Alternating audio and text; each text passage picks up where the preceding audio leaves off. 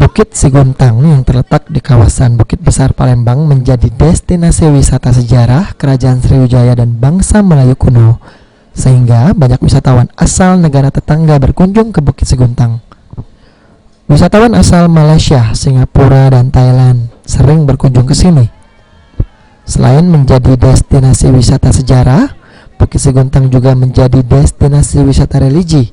Pasalnya ada beberapa makam raja, pangeran, panglima, dan pemuka agama ada di Bukit Siguntang. Ini merupakan bukti sejarah Sriwijaya dari abad ke-16 hingga menjelang Kesultanan Palembang. Di waktu tertentu ada agenda kirab bagi umat Hindu dan Buddha, dan di waktu lainnya juga ribuan umat Muslim melakukan ziarah kubroh. Liza, Hairunisa, dan Amin, mahasiswa asal Malaysia ini merasa senang bisa berkunjung ke tempat wisata yang menjadi bukti sejarah bangsa Melayu. Mereka senang sembari belajar akademis di Universitas Sriwijaya, bisa juga menambah pengetahuan sejarah dari Kerajaan Sriwijaya. Bukit Siguntang merupakan situs bersejarah yang harus dijaga agar generasi muda bisa terus belajar dan menjaga sejarah yang ada. Dari mana? Kami dari Malaysia. Oh, dari Malaysia. Iya. Semua dari Malaysia. Ini mahasiswa atau apa? Mahasiswa. Mahasiswa. Iya. Oke, kenapa berkunjung ke sini?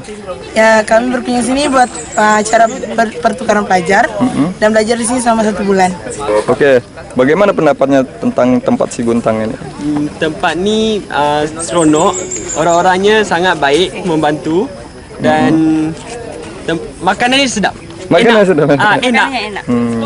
Untuk situs sendiri yang ada di Siguntang bagaimana?